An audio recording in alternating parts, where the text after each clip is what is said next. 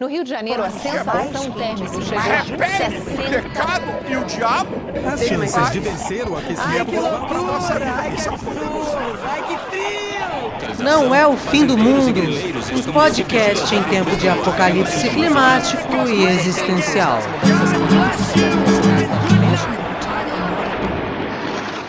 Olá, eu sou a Nina Lemos.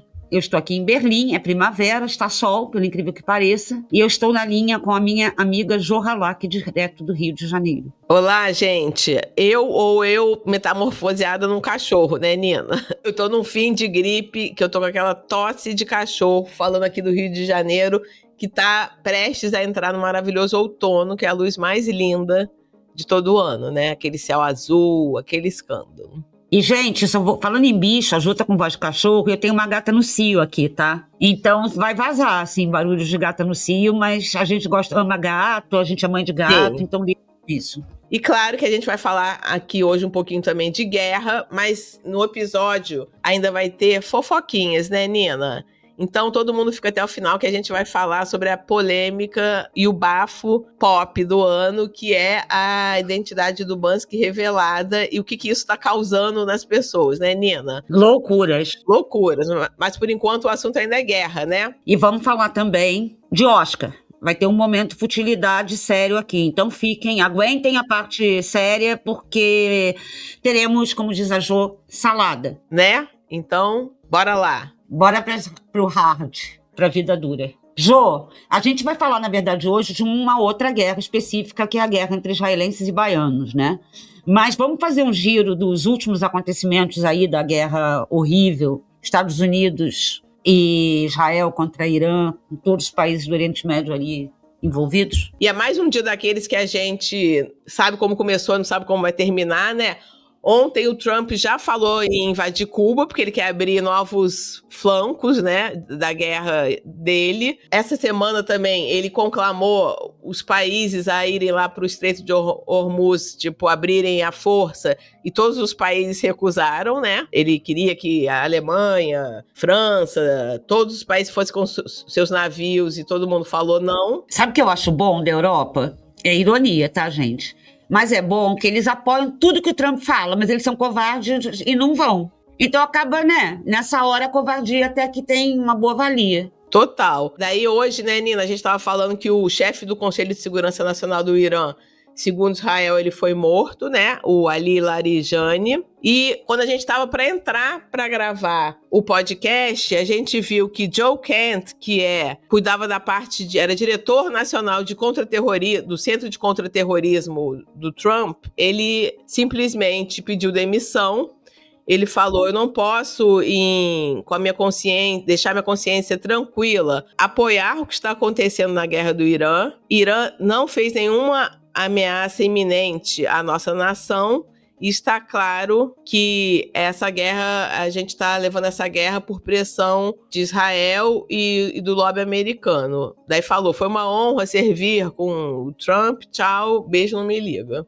Babado, né? É uma coisa horrível, né, gente? É um massacre, assim. Eu vi o número de mortos no Líbano e no Irã, cara, e é uma coisa, assim, é absurdo. Assim, 2.000 pessoas. É uma repetição, né? Eles vão começar novamente, né? E vai ficar todo mundo com cara de bocó olhando. É uma loucura. Tem uma coisa que eu estava vendo no Jornal Nacional aqui da Alemanha, e eu fiquei com uma culpa, assim, de ser branca morando na Alemanha. Uhum. Louco, que mostrou, né, que tem, assim, milhares, assim, sei lá, 10% da população, né, do Líbano, sem teto, né, que tiveram que sair das suas casas, morando em tendas, tentando fugir, uma coisa horrível.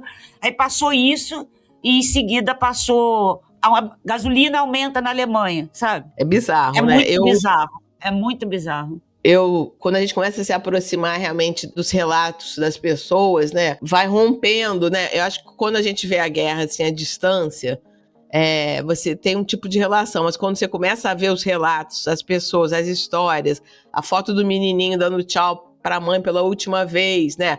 Outro dia eu vi um relato de um refugiado sírio que as tendas foram bombardeadas em Beirute, ele falando: cara, eu preferia estar morto, porque eu vi meu pai sendo despedaçado. Você vai ficando, abrindo o buraco de novo e caindo de novo nesse buraco, realmente, do mundo onde a humanidade falhou e a vida que segue, né? Assim, a guerra tá acontecendo e parece que tudo são efeitos colaterais, né? Como é que fala? Efeitos colaterais e danos colaterais, né? As pessoas viram meros danos colaterais. É punk. Mas vamos pra Bahia, Nina? O baiano tem Vamos pra Bahia e falar de uma guerra mais engraçada, que é a guerra Israel e Bahia, que está acontecendo em Itacaré e no Morro de São Paulo, que as duas cidades foram invadidas por israelenses. Agora, assim, isso não é de hoje, né? Pelo que eu vi, já era um destino muito procurado por israelenses, num momento ali quando eles acabam de servir exército, fazer o mochilão. E, Jô, só fazer um disclaimer aqui antes da gente começar. A gente não é antissemita, tá? A gente não está falando contra judeu Bahia, de forma alguma. E nem contra israelense ter o direito de ter férias na Bahia, não é isso. A gente está falando de turismo predatório, né? Porque eles estão praticando o horror lá e de denúncias de que pessoas, soldados que estão na guerra, praticando genocídio, estão indo descansar da guerra na Bahia, que aí já é outra coisa, né, Jô? Sim, e essa confusão, né? Essa velha bandeira do antissemitismo, ela é muito útil para quem não quer tocar no assunto, que é esse, criminosos de guerra de férias na Bahia, né? Então, ai, que fofa, Amy. Minha gata apareceu aqui, dá um beijinho, Amy, dá um beijinho, ela dá beijo, gente. Fofa. Eu acho que sempre é levantada essa coisa do antissemitismo, que é realmente uma estratégia de silenciamento. Uma coisa do exército que eu lembrei, para lembrar que o serviço militar em Israel ele é obrigatório para homens e mulheres. Sim. A Anael, que é aquela minha amiga israelense, ela teve que servir exército. Só que ela disse que era uma coisa horrível. Ela tinha que pegar a metralhadora e atirar. E como ela é uma pessoa incrível, ela começou a ter pânico, Jô, de ter que atirar. Entendeu? Ela não conseguia. Ela teve que levar um atestado de que ela era louca, tipo isso, e se afastou do exército por motivos psiquiátricos. E que pega muito mal, porque fica com carimbo ali de maluco, porque ela não segurou a onda. Então, assim, não é todo mundo que está no exército que é necessariamente um genocida, né? É obrigatório. Tem isso também. Mas eu acho que hoje em dia está tendo um pequeno movimento, que ainda é muito pequeno, de muitos jovens se recusando, né? Eles são presos, mas assim, não são presos, tipo, como se fosse um palestino. São presos, ficam lá, pagam uma prenda e são liberados. E tem muitas pessoas que serviram o exército e que a partir da experiência delas é que elas viram realmente o que estava acontecendo e se tornaram ativistas, né? O próprio, aquela peça sobre o Teatro de Pedra, maravilhosa, o personagem principal, que é o filho da criadora do Teatro de Pedra, que era um teatro na Palestina, ele era filho, né, de um palestino com uma judia israelense, né? Ele serviu o exército e na peça maravilhosa, um pássaro não é uma pedra, conta isso. Um dia ele estava ali no checkpoint e um cara começou a ser espancado, quando ele olhou era o tio dele, entendeu? Então, tipo assim, são muitas situações, né, envolvendo isso das pessoas que nascem lá, e enfim. Mas, Nina, conta o babado da Bahia. Gente, com uma gata aqui miando e tentando derrubar meu microfone. Amo. Cara, a situação já vem escalando, tá? Né? A gente já tem recebido esses relatos e denúncias há muito tempo. Sim. São milhares de jovens israelenses tocando terror, mal educados, gritando com as pessoas, fazendo horror lá, tocando horrível. E na semana passada teve uma grande briga, porque organizaram duas manifestações. Uma pró-Palestina e um protesto para reclamar de uma ambulante que foi agredida por um turista, Jô. Que ela levou, jogar celular na cara dela. Você viu isso? Sim, mas o protesto era em solidariedade a ela. Tinha um protesto em solidariedade a ela e contra esse jeito de agir dos turistas predatórios. E outro protesto era pró-Palestina. Eram dois protestos diferentes. 3 pessoas foram presas. E esses israelenses saíram atacando a manifestação pró-Palestina. Eles arrancam bandeira. Foi uma coisa super violenta. Horrível. Não, e aí o que acontece, né? Eu vi muita gente falando assim, mas as pessoas estão lá atrapalhando os comerciantes e tal. Itacaré e Morro de São Paulo sempre foram destinos super turísticos, né? Então, não é que era um Sempre. lugar que ninguém nunca foi, e daí foi descoberto pelos soldados israelenses, e agora tá bombando, né? E é óbvio que o comércio quer lucrar. Só que eu acho que tem uma discussão ética que a gente pode estar falando sobre isso, né? O que acontece? Eu vi ontem um vídeo de um cara que é lá de Itacaré, falando que os comerciantes agora falaram que vão bater e arrebentar a galera que se opor a esses turistas que fizerem seus protestos. Caramba! E o cara até falou, só me matando que eu vou parar de falar e tal, que vocês não representam toda Itacaré, entendeu? Então, assim, é uma tensão que tem, claro, de um lado o comércio que quer lucrar e que foi vendo essa galera como, né, um grande público, foi fazendo tudo para eles, deixando eles fazerem esse turismo super predatório porque eles estão lucrando. Do outro lado, a população. Do outro lado, brasileiros que têm direito de protestar. A gente tem direito de protestar o que a gente quiser. Se a gente quiser protestar contra o genocídio palestino, isso é um direito ainda. Imagina, né? Se um brasileiro vai para Israel, vê um protesto deles e se mete, batendo nas pessoas. O que ia acontecer com essa pessoa, Jô? Estava ferrada. Imagina. Agora, tem comerciante que também é contra, né? Porque, por exemplo, essa ambulante, ela é uma comerciante. Sim. E o que aconteceu não é que ela apanhou do nada. Ela e uma amiga viram um grupo quebrando vasos. Olha que legal. As pessoas viajam para um lugar que é uma praia turística, mas as pessoas moram, e é um lugar que deve ser respeitado como todos, e decidem sair quebrando as coisas. E aí ela falou, para de quebrar a minha cidade, né? E aí uma começou a filmar, que é o certo a se fazer nessa hora, arrancaram e tacaram o celular na cabeça dela e machucou. E ela foi para a delegacia fazer uma denúncia. Então não é que eles estão lá se divertindo, eles estão lá fazendo turismo predatório de jovem infernal. Sim. Né? Tem criança, tem idoso que mora. Sim, raves sem fim, e daí como eles dão a grana, e eles usam isso, né? Como eles dão a grana, daí ninguém vai poder atormentar e reclamar e porra nenhuma, entendeu? Realmente. Não, e ainda tem a questão, né, de vários serem criminosos de guerra, né? Que a gente pode falar, então, né? Isso é uma questão. Lógico. O que acontece? Ontem eu fui pesquisar essa coisa do mochilão pós-serviço militar, Nina. Inclusive, eu fui na Perplexity, que é uma inteligência artificial, que eu estava fazendo umas pesquisas, e eu devo dizer que, comparado ao ChatGPT, que é uma inteligência artificial que está bem estranha quanto à censura, entendeu? Eu fiquei bem impressionada, Nina, como foi ok. Porque, para quem não sabe, porque há algumas semanas eu estava fazendo uma pesquisa sobre teocracia quando começou a guerra do Irã, e aí eu queria entender se Israel poderia ser considerado uma teocracia por ser um Estado que privilegia pessoas que são de uma religião, né, pelas leis dele lá. E aí eu estava pesquisando, eu estava pesquisando mesmo, para não falar bobagem aqui no podcast, entendeu? Estava querendo entender mais.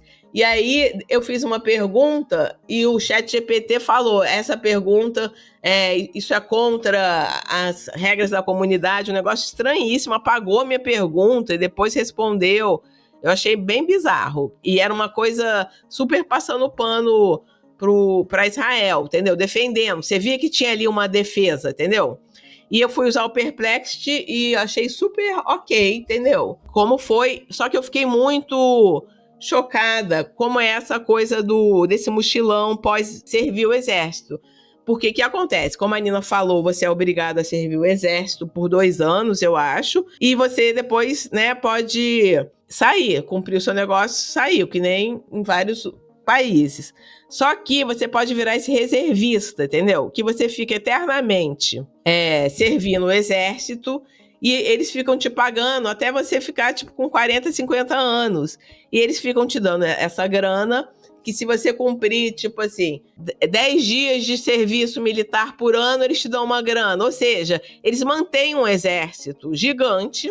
Nossa, que loucura. É uma loucura, eu vi os valores, tem o cartão lutador, sei lá, fighter, entendeu? Como se fosse um cartão de crédito, que quanto mais você serve, mais eles ficam te dando dinheiro. Inclusive, quem foi para Gaza ganhou um bônus, entendeu? Se você for lá para Gaza ficar 20 dias em Gaza, eles te dão grana, ou seja, não é que é só, tipo assim, são jovens que serviram o exército e agora estão tendo um ano de sabático, né? Estão fazendo um mochilão, não é isso. Eles ficam, uma legião de reservistas que, por eles servirem alguns dias durante o ano, eles vão sendo pagos, entendeu? Então, se você ficar... Mas eu acredito que em Itacaré e Morro de São Paulo tem os dois, né? Não, sim, a gente não sabe. Tem o reservista do mochilão também, a gente não tá lá pra ver, né? Não, a gente não tá lá pra ver, só tô falando que essa coisa que eram pessoas do exército, só tô falando que ontem, fazendo essa pesquisa, eu vi que, na verdade, existe uma grande massa de reservistas, eles são reservistas e ficam no exército até 40, 50 anos, e eles servem, param de servir, e com isso eles vão ganhando essa grana. Ou seja, eles ficam metade do ano no exército e metade do ano tirando férias. Não são pessoas que uma vez elas foram do exército, a gente não pode afirmar, como você está falando, entendeu? Estou falando assim, não é qualquer pessoa que a gente pode falar, a pessoa cumpriu porque era obrigatório, agora tá. Existe essa cultura dos reservistas israelenses que ficam lá, né? Acho que é isso. Só que assim, aqui eu tô falando dessa coisa do mochilão, porque aqui na Europa, e acho que Israel deve fazer igual, né? Porque é o Ocidente rico, como o Ocidente rico age, né? O Norte global, que não é, né? Que eles não são Norte global anyway, mas acho... mas é como se fosse, né? Sim, é como, os ricos, eles acabam a escola e fazem mochilão. Então, isso, assim, faz sentido pra mim. Só tô falando que lá existe essa cultura de você ser um eterno reservista até os 45 anos e todo ano você serve um pouquinho, em troca você vai ganhando essa digital wallet, entendeu? Com esse dinheiro, entendeu? E tem vídeos circulando, né, Jô, de Itacaré e Morro de São Paulo, de pessoas que, quando começou a guerra contra o Irã, saíram correndo. Sim, exato. Né? Homens que arrumaram a mala e saíram correndo porque foram convocados. Foram convocados para essa guerra que, como a gente estava falando aqui, já matou, 2.000 pessoas, aproximadamente. E acho que ainda tem essa outra questão, que é a coisa dos soldados procurados por crimes de guerra. O que acontece? Em 2024 surgiu uma fundação, que é a Hind Rajab, que é até aquela menina que foi morta, né? Foi cercada na Guerra de Gaza e o carro foi atirado, que até virou um filme que estava aqui no Oscar, né? Que estava concorrendo ao Oscar. Então, essa fundação, ela documenta crimes de guerra cometidos em Gaza. Tem muita documentação dos soldados que vão no TikTok, vão lá. Então, o que é essa fundação? Tenta dar nome a soldados que foram para Gaza, né? Em vez de falar, os soldados, esse fulano, esse. E quando esses soldados saem de Israel para ficarem gastando o dinheiro que eles conseguiram lá na guerra, ela aciona os órgãos porque eles são procurados por crimes de guerra, entendeu? Então eu acho que... E aí acho que tinham pelo menos 3 que estavam na Bahia, só que aí quando foi expedido esse mandato de prisão, eles conseguem fugir, entendeu? Então eu acho que ainda tem essa outra camada, né, de ser mais do que simplesmente um grupo de jovens fazendo arruaça, e que a gente sabe que qualquer grupo, de qualquer nacionalidade, que juntar um bolão de jovens, pode fazer arruaça. É um inferno. Bahia, você tem um molho, resista. Resista a Bahia. Esse estado maravilhoso, o primeiro a declarar a independência. Confiamos em vocês. Ô, Nina, eu tava falando da Hind Rajab, do Oscar. Vamos para falar um pouquinho de coisinhas divertidas, não divertidas, na verdade. Não é tão divertido, porque o que a gente viu no Oscar foi uma tendência que a gente já tem percebido, acho que a gente até já comentou aqui, né, Jô? Sim. Que as mulheres estão esqueléticas, mais esqueléticas do que nunca. E essa coisa do Monjaro, Ozempic, todas essas outras canetas emagrecedoras, saiu do limite completamente. E o Oscar foi bizarro. Gente, quem estiver ouvindo esse podcast, dá uma busca Demi Moore Oscar e olha a imagem. Porque é muito chocante, porque é uma mulher doente. Ela tá muito magra. Não é pouco, não. Perderam a noção, cara. Aquela que foi... A Nicole Kidman é outra. A Nicole Kidman é triste de ver, gente. Ela parece uma pessoa, assim, com uma doença.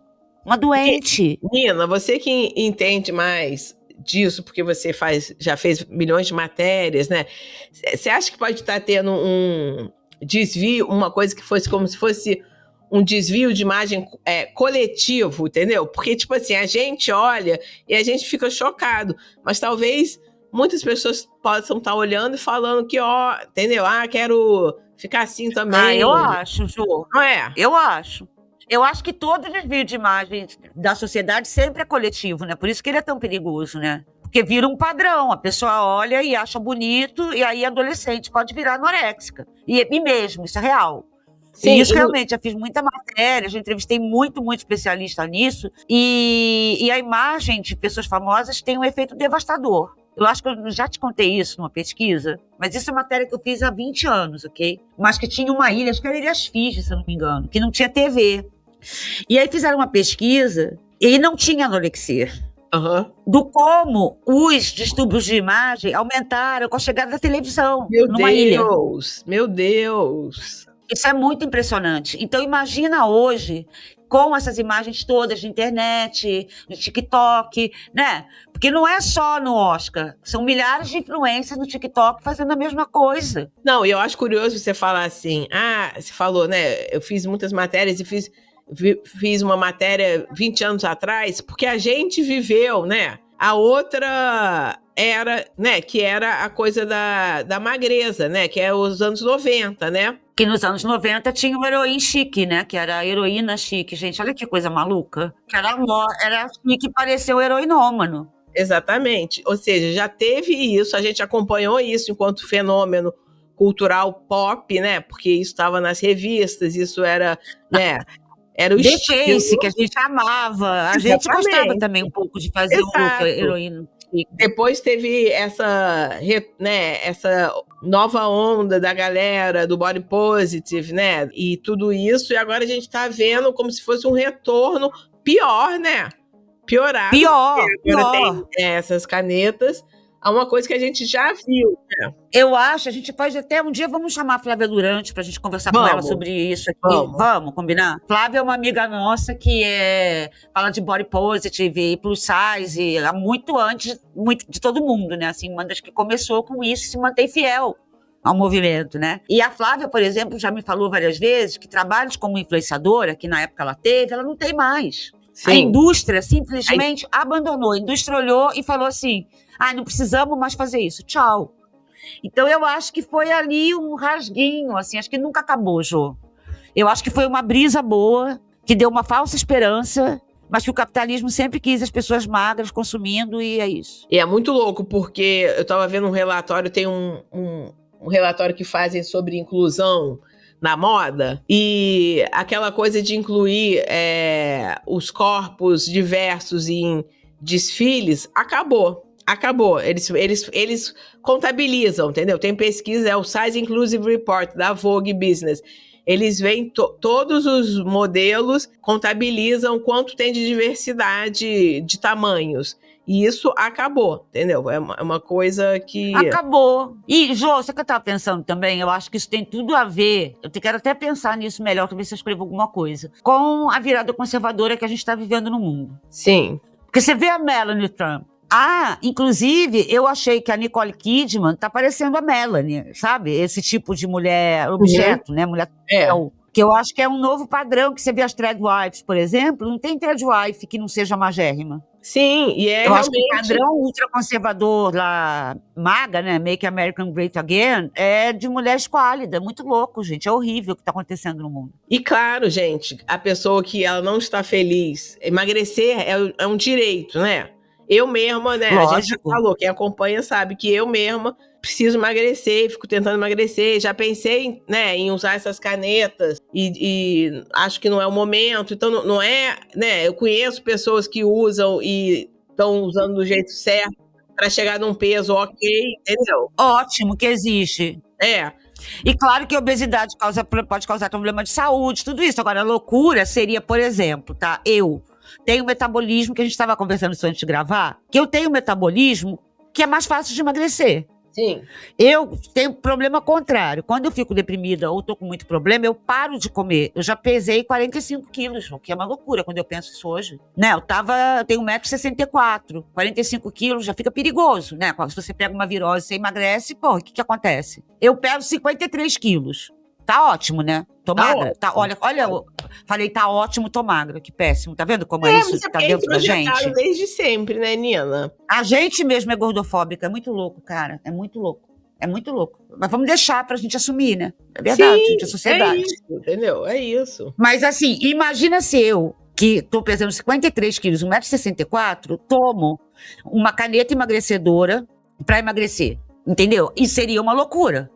Seria uma irresponsabilidade, gente, até com a minha própria saúde. É disso que a gente tá falando, né, Ju? De quem pesa 50 quilos. Claro. Porque, por exemplo, se, vai virando uma coisa é uma pessoa que tá precisando emagrecer, né? E tá tendo acompanhamento de endócrinos e tá fazendo um projeto que dure muitos anos, porque acho que ainda tem essa coisa super cruel, Nina. Tudo que eu sei sobre essas canetas é que para você fazer isso de uma forma que não impacte seu corpo negativamente, tem que fazer um protocolo de anos, entendeu? Mais de 1 ano, 2 anos. A galera, exatamente, a Nina tá fazendo sinal de grana aqui no nosso podcast. A galera usa, acaba o dinheiro, para, ou seja, daí emagrece um pouco, já emagreceu e daí parou com a caneta porque é super caro. Ou seja, virou uma maluquice, né? Com a nossa saúde, né? Né? E, Jô, e aí tem uma coisa que também a gente já falou isso aqui num especial que a gente fez, bem-estar, e é um assunto que a gente vai voltar a falar muito, porque nos interessa muito, que o capitalismo lucra com a infelicidade da mulher com o próprio corpo, gente. Sim. Desde que o mundo é mundo, e cada vez mais. Sim. Isso que você tá falando, que você tem que ficar dependente do remédio, que é caríssimo. Então, ainda tem o fator social. Você ser magro, com cabeça Ozempic, é ser cara de rico. Sim, exatamente. Ainda te diferencia socialmente. É para tornar as pessoas, a indústria farmacêutica está lucrando, gente. É simples assim. Como a indústria de bem-estar, a indústria dos procedimentos e tudo isso, é a gente se sentir mal, se sentir velha, acabada, feia, fazer coisa, comprar coisa e dar dinheiro para os outros, e fazer a roda do capitalismo girar. Sim. Eu gosto da Bruna Marquezine, entendeu? Eu acho ela simpática, de graça, assim, não tem nenhum motivo especial. Eu acho ela curto. Eu também vou com a cara, ela parece gente boa. Mas outro dia eu vi ela dando uma entrevista e ela falava, daí era pra Vogue Beleza, sei lá, e daí tinha uma pergunta que era assim, fala um hobby seu, uma coisa assim. Sabe qual era o hobby? Sendo que ela, uma fala da Bruna, quantas meninas e mulheres influencia? Nossa! O hobby dela era 2 vezes por semana, sempre que ela tinha tempo, ela ia na dermatologista dela, que daí ela já fez a publi lá da fulana, fazia um laserzinho 2 vezes por semana. Cara, uma menina que tem o quê? 30 anos, nem isso. E que é lindérrima, e que tipo, entendeu? E que é muito jovem, meu Deus do céu, é muito jovem. 2 vezes por semana, o seu hobby é ir na dermatologista fazer um laserzinho. Agora, quantas pessoas escutam isso? E eu confesso que quando eu ouvi isso, na hora eu falei, gente, eu nunca fiz um laser, entendeu? Eu me achei errada, porque como é que, entendeu, a Bruna Marquezine? Lógico, gente, a gente se acha ultrapassada, que a gente não tá se cuidando. Exatamente, agora, imagina, né, e isso vai criando realmente a pessoa que não pode ir na dermatologista do laserzinho, vai fazer lá, entendeu? Né, esses procedimentos que você vai vendo que a pessoa vai ficando deformada, porque tem que fazer o procedimento. Ou morrem, né? Tem mulheres que morrem. É uma loucura. Então, realmente, acho que tem tudo a ver isso que você falou dessa retomada do conservadorismo como vetor, né, do comportamento, né, e de controle de corpos mesmo, o que não significa que a gente que quer emagrecer pode sim se utilizar de remédios com acompanhamento médico, né? Claro. E quem quer fazer procedimento faz, exatamente, né, gente? Cada um faz o que quer, meu corpo, minhas quer. regras. Lógico. A gente tá falando de um fenômeno. Sim, e problematizar até pra gente, né? Porque eu acho que se a gente... né, a gente tava conversando, você falou, tô magra, tô ótima, a gente riu que a gente mesmo também, né, tem esse controle sobre o nosso corpo. Se a gente não problematiza isso o tempo todo, a gente vai indo, né, Nina? E fica escrava, gente. A gente fica refém disso que querem que a gente seja. Sim. Claro. E você vê, gente, como que eu falei uma coisa dessas, e você concordou, você também não percebeu que era problemático, é o nosso normal. E total, gente, é óbvio que, tipo assim, eu tenho vários problemas por eu estar me considerando acima do peso e que alguém vai falar, mas você não tá gorda, ou não tá não sei o que lá, entendeu? Não é que nós somos resolvidonas e e isso não nos atinge, não é isso? É todo mundo, né, nessa cultura, mas que a gente precisa ir problematizando, né? O que é isso? Para quem é esse corpo, né? Por que eu devo fazer isso, né? É um corpo para a indústria, para isso que você falou? Para esse consumo sem fim. Lembra que uma vez você já falou da coisa do consumo de produtos infantis, uma pesquisa, era uma coisa bizarra, lembra? Você fez agora criança faz skincare. Começa com tipo 10 anos, tem linha só para criança. Então a mulher começa a ser escravizada com 9 anos de idade, então a gente estamos vivendo muito, né? E aí tem que ser anti-aging, não pode ter ruga, aí você consome dos 9 aos 90. É muito louco. E é óbvio isso que a gente está falando, né, Jô? Isso assim, gente, é só juntar 2 neurônios, como a gente diria no passado, que fica tudo claro, né? Que é isso, gente, pelo amor de Deus. É óbvio. E nesse mix de mundo pop com ativismo, ainda tem essa notícia do Bansky, né, Nina? Que a gente riu horrores. Tem uma dúvida, é Bansky ou Banksy que fala? Ah, eu falo tudo errado, então o que for, entendeu? Porque eu falava Bansky, aí depois eu li Banksy. Eu falo Bansky porque o meu cérebro ordena assim, entendeu? Então eu vou falar Banksy e você fala Bansky, vai ficar uma maravilha. Eu devo falar errado, mas pra mim é Bansky, gente, entendeu? Cara, basicamente, descobriram quem ele era, né? Que é o artista, vocês sabem quem é. Um dos artistas mais famosos do mundo de street art, de arte de rua, de grafite, etc. Revelaram, depois de uma grande investigação da Reuters. E eu mandei isso pra Jo ontem. Eu tava achando assim, olha que bafo, revelaram. Eu não estava problematizando isso, vou contar toda a história. Aí eu mandei pra Jo, porque a gente gosta muito dele, né? Desde os anos 90 que a gente gosta dele, né, Jo? É, exatamente. Eu sabia que isso ia te interessar, porque a gente sempre gostou da teoria de que ele era o cara do Massive Attack, que ele era o Gold. Nossa, Gold é muito anos 90, né? Da época do Drum and Bass. Por onde anda, Por onde anda Gold? Vamos procurar depois. Aí eu mandei pra Jo. Aí eu vou até ler o que ela me escreveu. Peraí. Eu mandei só, assim, um link pra matéria, a notícia de que o Banksy tinha sido descoberto. Porque eu tava bem inocente, falando, olha, acharam o Banksy. Aí a Jo me mandou o seguinte. Gente, eu vi, ha. Agora, achei meio sacanagem esse jornalismo investigativo. Né? Falta do que fazer. Aí a Jo falou, pô, o cara tá fazendo bem. Tínhamos curiosidade? Tínhamos, mas também não fazíamos questão. Jo, explica a sua teoria, então. Não, porque o que acontece?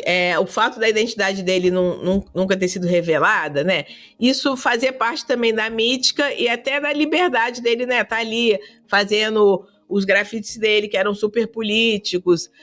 Um dos últimos grafites dele foi quando a ação palestina foi proibida no Reino Unido, né? E ele fez um grafite maravilhoso que depois foi apagado e a própria silhueta se transformou numa arte também, né? Assim, virou quase uma nova arte. Ela ter sido censurada, né? A pintura dele. E acho que ele se usava dessa mítica e também do anonimato para poder fazer, né, a arte dele que se espalhou pelo mundo, super política. Daí, qual a necessidade, além de você falar que você descobriu, de você revelar quem é uma pessoa que está querendo passar por anônima, entendeu? Qual é a necessidade e o que isso traria, além do furo bundão, entendeu? Porque, tipo assim, que era a nossa conversa de ontem, entendeu? Uma coisa é você ser um jornalista investigativo que vai entrar pra história, que você descobriu quem matou PC Farias, né? Alô, Chico Sá, né? Então, assim, uma coisa é você, os jornalistas do Watergate e tal. Outra coisa é o seu grande furo ser você ter desmascarado uma pessoa que fazia um trabalho foda e que usava do anonimato e da identidade dele não revelada para ele poder fazer isso de uma forma mais livre, ou seja... E ainda ficar com o filme queimado, entendeu? Diante do Gold, do Massive Attack, um monte de gente legal vai te odiar porque você dedurou o amigo. Você vai se queimar com todo mundo que é legal. Agora, assim, concordo com você, falando sério, depois que você falou, pensei e concordo plenamente. Eu não tenho a menor necessidade, porque o anonimato é parte do projeto artístico dele. Sim, claro. Então, de certa forma, um jornalista destruiu o projeto artístico de uma pessoa. Exato. E é isso mesmo. O legado do Banksy, ou Bansky, É pra sempre. Isso não tem a menor dúvida. E é um Sim. legado muito foda, né? Sim. Ele vai ser lembrado aí, vão estudar o trabalho dele, se o mundo durar, né? Vamos estudar Sim. nos É. próximos séculos. O cara vai morrer e o legado dele é: eu descobri quem ele era. Sei lá, João, um dia podem fazer um filme sobre essa reportagem ou um podcast de investigação True Crime. Só quem pegou, Né? pegou. Só quem pegou, pegou. Acho que ninguém pegou, mas tudo bem. Tudo bem. Mas assim, não é realmente, e até é muito louco, porque a gente é jornalista e a gente ficou com raiva do jornalista que fez isso. E eu ainda fiquei pensando, gente, agora piorou. Então, os jornalistas estão perseguindo ele, Jô. Estão perseguindo e ainda tem um fenômeno bizarro que é típico desse nosso mundinho, que as pessoas estão decepcionadas que ele é tipo um simple guy, entendeu? Ele é tipo um cara normal, ele não é tipo assim, eu nem sei falar direito, a aesthetic, ele não é, entendeu? Não é hype. Não tem a estética de um hipster. Não gente, tem, vai se ele não é fuder. hipster, ele é um tiozão de 50 Vai se fuder. anos, 60, sei lá. Ai, gente. E Não é as pessoas estão possível. decepcionadas que ele não é o que elas imaginaram. Então, até essa persona que era imaginada, isso fazia parte, né? Uma vez ele foi para uma feirinha de artesanato, e vendeu, porque a arte dele era muito replicada, né?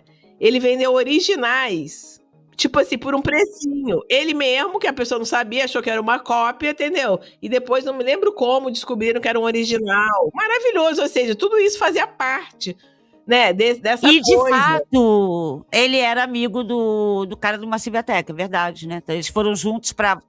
Essa amizade foi uma pista, que eles foram juntos para a Ucrânia. E que a gente estava falando, que eu estava falando para Jô, por exemplo, o Massive Attack vai tocar aqui em Berlim em junho. Aí o Banks poderia resolver vir junto, entendeu? E fazer uma coisa em Berlim, que ia ser super legal se ele fizesse. Aí ele não vai vir. Não, e é bizarro que a gente tá tratando como se ele tivesse morrido, né, Nina? A gente tá falando no passado. Mas será meio que morreu o projeto artístico dele. Exatamente, essa Como que é que ele vai questão. continuar agora? Exatamente. Agora, eu fiquei pensando, Ju, porque assim, época de trabalhar em jornal, né, que eu já fui repórter de geral da Folha. E a Jo já trabalhou no Extra, no JB, né? Sim. Já fizemos muito chão de fábrica ali do jornalismo. Eu já cobri, assim, enterro de criança, tá? Nesse grau. Já cobri enterro de criança, rebelião em presídio, muita coisa ruim. E eu poderia, se a gente fosse foca naquela época, falar, vai seguir o Banksy, entendeu? Ia ser horrível, que a gente ia ter que ser paparazzi dele. Mas isso também prova, que a gente estava falando ontem, eu e a Jo, que a gente é jornalista, né? E que a gente não aprova esse tipo de jornalismo, que isso prova porque que a gente não ficou rica com jornalismo, nem vai ficar. Sabe o que eu pensei, Jo? Fala. Vai que eu tô fazendo essa matéria, tá? Que não é meu tipo de matéria, não estaria, mas vai que eu tô. Aí falam assim, Nina, um amigo dele me fala, ele tá super magoado com isso, vai acabar com a vida dele. Ele te pediu pra você, por favor, não fazer, porque senão ele vai parar de pintar. Eu ia falar, tá bom, e não ia fazer. Claro, gente. Não é? Você ia fazer? Não. Não. E realmente é o que você falou, o cara fez isso apenas pelo ego dele, que não vai entrar pra história, porque ninguém nem sabe o nome desse cuzão. E ele acabou, entendeu? Com um projeto artístico, entendeu?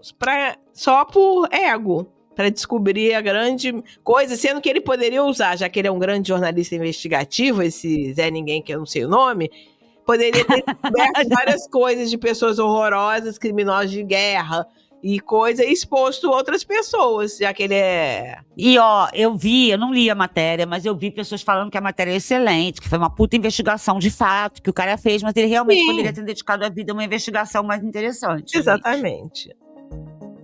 E com essa, problematizando o jornalismo, o Oscar, a guerra e tudo que passar pela nossa frente, né, Ju? Sim. A gente termina. Até semana que vem, se ainda estivermos por aqui. E força, Banksy, ó Banksy, estamos com você. Sim.